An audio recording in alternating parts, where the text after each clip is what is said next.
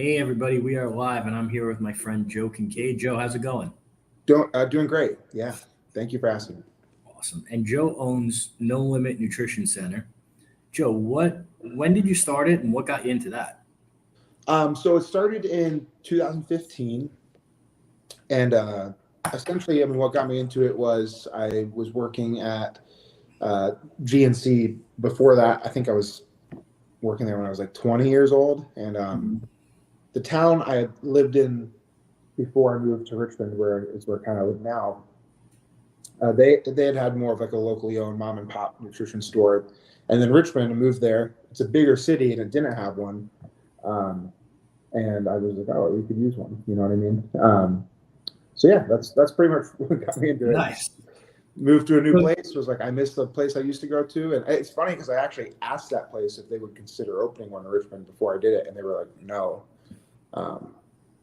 And then after I opened mine a year later, they kind of did, and it was a whole thing, but it was weird.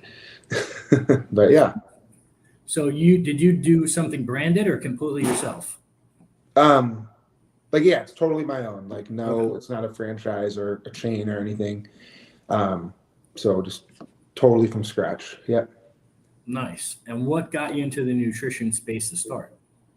To start, well, I mean, I definitely got into it when I was pretty young, and I think I started my gym and fitness, like, part of me started in 2000. I think 2011. It was like Okay. January 1st, 2011. I remember like the first day actually like going to the gym and signing up, and fell in love with it, man. It was just changed my life then, and yeah, that's pretty much it. Nice. Yeah. And so how many locations do you have now? We just have the one now. We at one point did have two. The second one didn't work out. And then honestly, because of that, for a while, I was very like Gun shy? gun shy for sure. And I'd say up until about February, I was actually pretty gun shy. But now I'm more the opposite of gun shy than I've ever been. Like, I have a very big vision for it now, just because I've seen it grow and improve. And there was a long time where it was like very bad, and the fact that we were even able to make it, I was able to even make it through that. I think it means a lot more to me looking back at it now, that we made it through the hard times that we had. So That's awesome. What do you mind sharing some of those? Like, give us an example of what you went through and how you overcame it. yeah, so I mean, it's kind of a long story, but if I were going to sum it up, it'd be first mistake, expanded too fast. I mean, with that second store, I opened the first one. I was just 21, so pretty much did it with my own money. I had help from a family member who had like saved some money for me for college, and I wasn't going to go. I told them that. They were like, "Well, I guess, I mean, screw it. We'll just try it. We'll let you try this out," and it worked. So they're happy. So that was very great. But anyway, yeah, the second location was it was rushed. Wasn't thought out well. I did open that one with a partner, and learned a lesson there too. So be very careful about who you partner with, because people put their best foot forward sometimes, and then I mean, I take up one of the responsibility though. I mean, I was, again, just being so young, and the first store we opened, it was pretty successful in that regard in the very beginning for what I wanted it to be. And I didn't have any like guidance or nothing like Arte around me or anything like that at the time. And I think when you're a young kid, essentially, and start doing okay for yourself, you can make some pretty like hasty decisions. Yeah. Spend money very irresponsibly. You don't really understand how reinvesting back into the business works. And so I learned a lot of lessons the hard way. That second store was only open for 10 months. Then we decided to close it. And, of course, when you close a retail store, you're not off the hook that easy. You're still stuck in a lease. Yeah. More times than not. And it takes a long time to either get out of it or to find a subleasee. I think that took us another 10 months. and it was horrible because that second store's location, the rent was double what the store that was open's was location. So now it felt like the one store that was open had to pay triple the rent Yeah. just for those next 10 months, and all the other money you lose. And so essentially we got stuck in this thing where we could not reorder the amount of inventory we were selling back because of these high expenses that we had, Yeah. money we lost before that. And, eventually because of that, it was so bad to the point where people would come in and they'd be like, "Are you guys going out of business?" And it would sting so hard every time. And just because the shelves were so bare, we would like constantly run out of stock of stuff that people really wanted and people already had loved. So we'd lose those customers too. And it got to the point where there was days at a time where, there'd be only days where sometimes we'd see one or two people. And I had to work a second job at night. I worked about 30 hours a week at night to pay my own bills. Like my rent was super cheap. I lived in the back of the store for a little while because that's all I could do. My car got repossessed.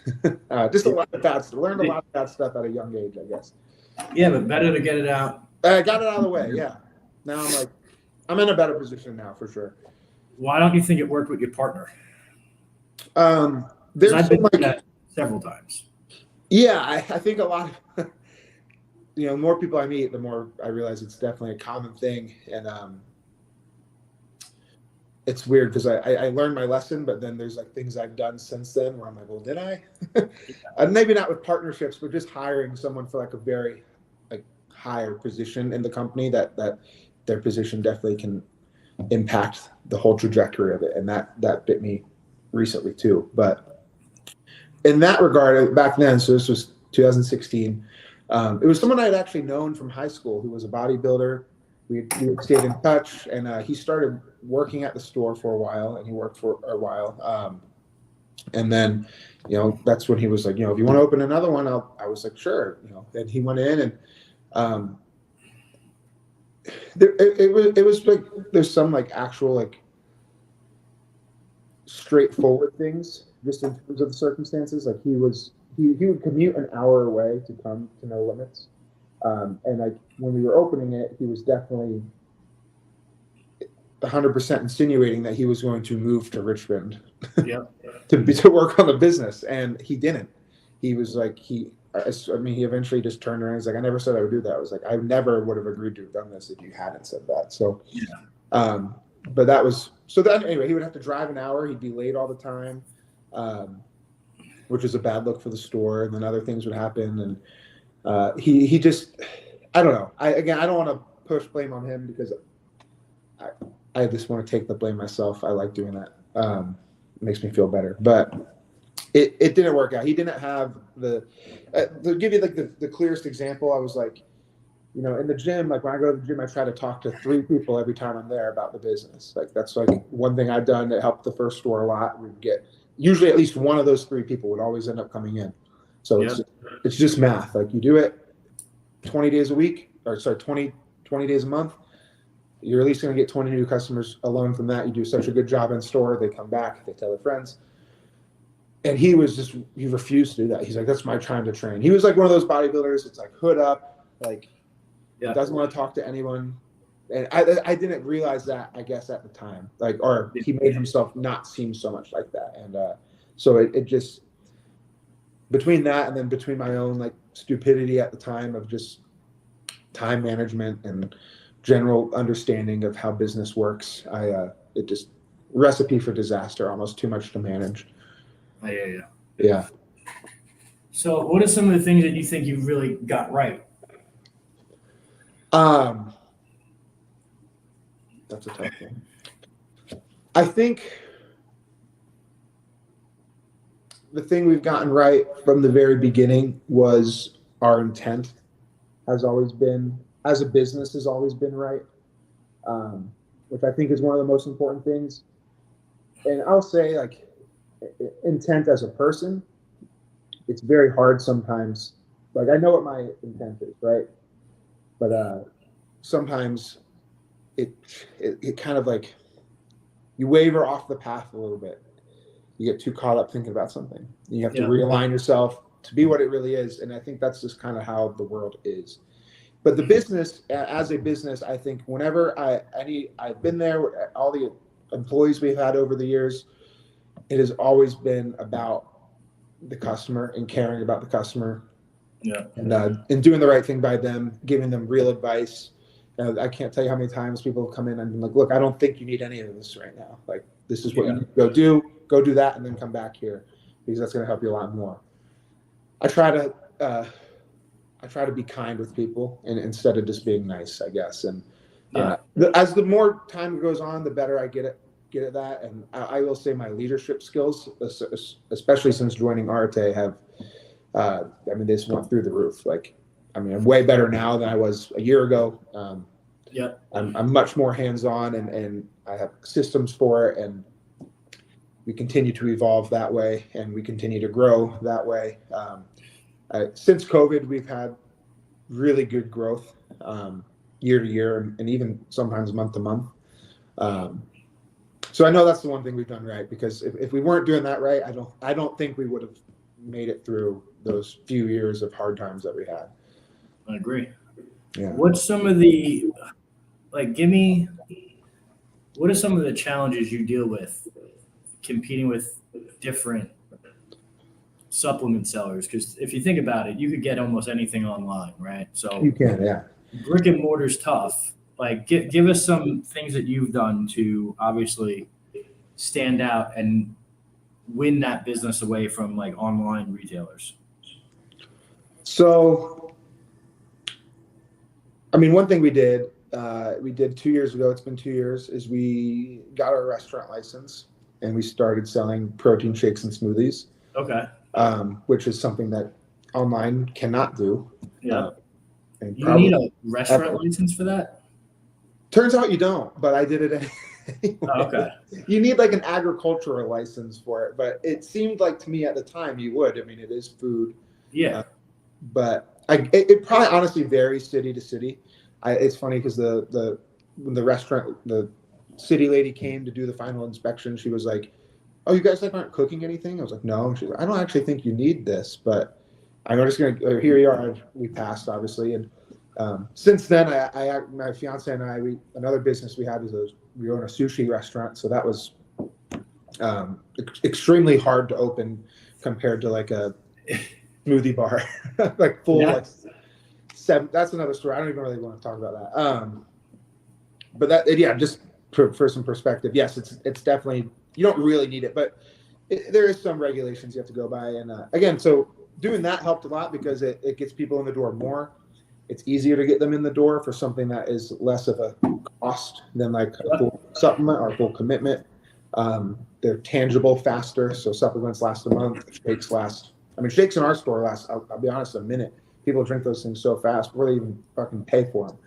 Yeah. Because they're so good. So that's one thing. And then the other thing too is just, I think any small business has this advantage, is making it more of a personable experience, and someone within the business to some degree being the face of the business. And that's something we've done. We rely kind of like with our marketing sometimes on humor a lot. Like we try to do, I think bigger companies do this too, but it's worked really well for us. People like that. If you make people laugh, they like you, and then they'll want to come see you. But the biggest one in the past 2 years was definitely the shakes, in terms of like a tactical idea. But other than that, it's trying to go above and beyond. You can do it so much easier in person than you can shipping anything or being online. And I do kind of think that retail stores are going to gain an advantage again sooner. Yeah. I agree. I think people are, a little over shopping online. They much rather meet people and do business with real humans. Exactly. Yeah. Our numbers, it's definitely been good. Like we have a website too. We just got our website redone, and we don't really push the website too hard. It's not like I don't want to. It's something I need to invest more time in and learn. But the store's always been, ever since we had our website, has always trumped the website completely. So yeah. So you have it so people can buy through the website and you ship it to them? Yep. So we have, they can buy on the website, that we can ship it to them. They can pick it up in store from the website. People can call and place phone orders. They can text. We have a no limits hotline now that people can text. They'll place phone orders that way, and then obviously come into store. So we try to make it as accessible to any person. Got it. Okay. Phone orders are cool because they kind of like bridge the gap between being there in person and like being online. Like you can still get a very personalized service and more attention to you over the phone than you would be someone shopping online. So we've always done phone orders, but I really enjoy doing them. I think it's cool to like have people from all over the country call or text us to order. Yeah. And that's all word of mouth. Like we don't really advertise that. So that's one of my favorite parts of the business for sure. I love it. So where do you see the business going in the next 1, 3, and 5 years? 1 year, second location, 3 years, a total of 5 locations, and 5 years, 10 to 15 locations. All over Virginia, or are you going to expand outward? Primarily, so the first 3 years in Virginia for sure, and then after that, expand outward. So we want to do like 6 to 7 in Virginia first, and then maybe more after that. Obviously, there's like 6 or 7 markets that I really think our model would do well in. And then there's markets in other states that I think it would be incredible. That places I've been, and I would go to every option they have available, and like this doesn't even come close to what we have to offer. And it kills me because it's like I wish I could just do it right now. I know it would work, but I can't. So it's just patience. So can you go into telling people what it's like to look for a location? Because I don't think people have done that. I've done brick and mortar location. Yeah. I've done it I think 10 times. Just between my fiance owns a bunch of permanent makeup studios, so she's done it, and I've helped her with it, and then we had to do it for our restaurant. So I'm pretty well versed in it. I'm a big fan of commercial real estate, like brokers, those people. We've had one I've worked with since the very first store, and I don't know if I'm calling it. It's basically a real estate broker. I don't know, but I don't have to pay them at all. It's amazing. But those guys have really helped. They have access to locations that typically you're not going to be able to Google and find. They have relationships sometimes with the leasing company or the landlord. They know the ins and outs of commercial leases. So, a lot of people don't know that. The random person on the street doesn't know that you might be able to get anywhere from 3 to 5 months of free rent signing the right lease or negotiating with the landlord. Or if you were to go to the landlord yourself as an individual without a broker, without that research, you might sign the lease without that and then find out you could have gotten it if you had just asked, because it is. So that's one thing I definitely didn't mess up from the beginning, but it's one thing that I got lucky. I guess asked the right person. Hey, do you how do I do? I pretty much asked the question you asked, and he told me, oh, hit this guy up. And I was like, oh, I didn't even know that type of job existed. And then it's been great ever since. And then I've worked with good ones and bad ones, right? Yeah, I'm sure. Luckily I've only worked with the same one. Like he or anyone. It's either been him or someone that he works for JLL, which that's a huge company across the country. So he just knows a guy in Nashville. He knows a guy in Baton Rouge, Louisiana. He knows a guy in California. Like he just knows everybody. I'm like, cool, awesome. But other than that, like picking a location, you really got to decide who your target, who your avatar is, the type of customer you want to have. And you don't want to jump at the first thing you see either, because sometimes like a way better deal might be around the corner. You got to do what you got to do. If I've learned anything in the past 8 years, it's I wish I had moved faster all the time.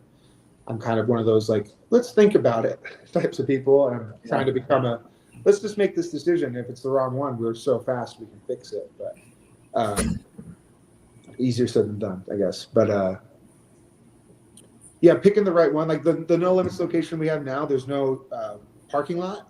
Okay. We're on a college campus, so college students walk everywhere. But being the only store that is genuinely like ours in the whole greater Richmond area, which is a pretty big circumference with about 400,000 people, if you include all the pockets of it around the city, a lot of those people don't like to drive into the city and park on the street. It's like that convenience factor is such a big deal to some people. It's like the same statistic of like you're X amount more likely to go to the gym if the gym's on the way home from work. Like, some people are just going to go to the vitamin shop 5 miles down the street because it's that much closer to their house. So location matters a lot. Accessibility matters a lot, but it depends on the market. Like when I opened that store, I was like, I really want to target the college kids. There's 30,000 of them, and I'm sure at least 10% of them work out. I'm never going to get all 10% of them, obviously, but like that's a good direct market to target and one little age demographic of people. And so yeah, it's been good. The next store we open will have a parking lot, though. I'm really excited for that. There you go. What other businesses do you have? So the sushi restaurant we opened last year is called Sushi and Ramen, and that is in North Conway, New Hampshire, which is where I'm at now. My fiance, we're getting married in a few weeks. I met her 3 years ago. She lived here. I lived in Virginia. She had a business here already. I had my business there already. So we can't we're just like, oh, we'll just go back and forth. And it's worked out perfectly because this house we live in, when we're in Virginia, we Airbnb it, and it does incredible on there. So it's like paid for itself and plus a lot more in the past 2 years. So that's, I guess, a business is this one. I barely have to do anything for it, so it's really not that hard. And then vice versa with our other house in Virginia, we do the same thing. When we are here, we Airbnb that one. That one did very well on Airbnb. Until our HOA sued us, and also until the house flooded from a burst pipe, that was in December. It's still not fixed yet, so we should hopefully be moving back into there in October. And I cannot wait. It's like the one thing I'm looking forward to that even more so than the wedding. Don't tell Danielle that. You just did. She feels the same way. No, we're both very excited. The whole reason we picked the location we're getting married is because it was right next to our house, and we just love our house so much. But that's cool. Like right next, it's like 20 minutes away, but same geographical area for sure. And so that, and then I help her with her 3 locations she has. It's a permanent makeup, so they do like eyebrow tattoos, like lip blush, so pigmentation in the lips. Eyeliner. Mainly, it's a business that is catered towards women. Every once in a while, you'll have a guy come in. But her business is great. She's had that for 7 years, 3 locations. One's here in North Conway, one is in Richmond, which works out for us, and then one is in Baton Rouge, Louisiana, which is very much so out of the way. But and she's opened one in California this year too. So. Or later this year. That's cool. Because one of her main employees moved out to California, and they're like, why not do this? So smart. Yeah, but kind of spread thin. I was going to say, you getting into anything else? That seems like a lot. Absolutely not. Trying to get into less. Trying to just the restaurant. That was sort of another thing. Like the story of that is my first time coming here to visit her. I just driven 12 hours. I got here kind of early. I left super early, so it was like 7 or 6 p.m. I got here, and she said, "What do you want for dinner?" I was like, "Sushi. Sushi's my favorite food." And she's like, "Well, I have bad news. There's like nowhere for us to go." Yeah. And I was like, "Damn, that sucks." And then, there is a place, but it also has like pizza, hamburgers. Yeah, I'm not getting my sushi at the same place. Yeah, I did. I'll be honest with you, I did. I was like, that kind of sounds awesome because I'm starving, so I'll just get anything. But it wasn't great. And this is a very touristy area. We're right near Mount Washington, so there's a ton of skiing here. In the summertime, it's actually when it's the busiest because we have the Saco River, beautiful river. In the fall, obviously in New England, people come from all over. So the only time it's really dead is spring. So there's definitely not a lot of people that live here. but in the touristy seasons, which is about 75% of the year, it's very busy. And with there being no sushi restaurant, we were like, oh, it would be incredible if there was. Like, it'd be so busy. Uh-huh. And my dad's like, you guys are the only two people who you guys are like one of the only two people that are like, because everyone's like, oh, one day we should open a restaurant. We like actually did it. We did it. It's so fast. Like we started opening it August of last year. It was open in October, and it's almost been a year. And it just like that. Oh, wow. It was like full gut job renovation type thing too. We just hauled ass on it. It was like cheap. It wasn't. It was way more expensive than we thought it would be. At the end of the day, I wish we had. And like that's another big lesson. Like people sometimes think they can handle more than what they're handling, and maybe you can. I mean, technically we are, but the mental anguish of it is devastating at times. Yeah, and that sounds dramatic, but it's really not. No, it's true. Like, it's two totally different things. It's like I'm getting like drawn and quartered all the time because I'm like I want to do the nutrition thing. Like No Limits that's my passion, right? Yep. This was meant to be a business we opened because we saw a need for it in the area. We get it to a good spot, hire the right management. It's in place. Technically, we have all this in place, but still being an owner of something, to be an owner of something means that you are the last line of defense when shit hits the fan. Yep. There's certain things managers aren't going to be capable of handling. There's certain things that an owner is going to have to deal with on default. And sometimes even just the possibility of that happening hanging over your head can be just as bad, if not worse, because you're almost like, when's it going to happen? I know it's impending. Something's going to happen. And things are going like kind of too good, or I haven't heard much, or like I'm not seeing much. What's going to happen? And I'd almost rather it happen so I can be like, take a breath and be like, okay, that was it. That's all I have to do. And it's just tough. Yeah. I mean, I don't recommend opening a restaurant in general. They're way harder than anyone could even explain. And they're not very profitable. There's so many moving pieces. There's so many different types of people you have to work with. Nutrition's kind of easy because like everyone I meet at least is interested in some sort of personal development. And I'm not like talking shit about restaurant people. I love everyone there. But a lot of restaurant people, they really care about just like hanging out. Put it that way. They just care about hanging out, which is fine. Hanging out's great. But the duplexity there of having to go from being around certain types of people to the other types is also just like a mental strain because I have to almost totally switch styles almost to make it appeasing to that type of person for them not to freak out. Even not being the manager, even just being the owner. So, yeah. Let me ask you something. If somebody wanted to order something or get in touch with you to learn more about any of these businesses, specifically the nutrition, yes, what is the best way for them to get in touch with you, Joe? You could do so on email or Instagram would be good. Email would be joseph@nolimitsnutritioncenter.com. It's a long email, but it's pretty straightforward. My name and then the business domain. And then my Instagram is Joe Limits RVA. So JOELIMITS RVA. Awesome. I'm pretty active on there. I'd love to talk to anyone if anyone needs anything, and hopefully someone doesn't open a restaurant because they watch this. Anything out of it. Awesome. Yeah. Listen, I appreciate you coming on. Guys, if you need any help with nutrition, connect with Joe. Yes. And we will see you on the next one. Joe, thank you so much.